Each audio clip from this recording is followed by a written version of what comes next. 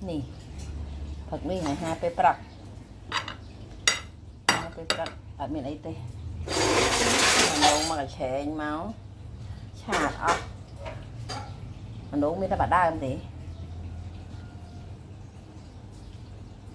chà slo ha ngao này tục chọc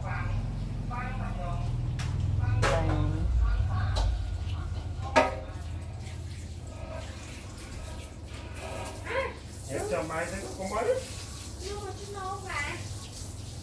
nôm đã chụp tạo nôm đây kéo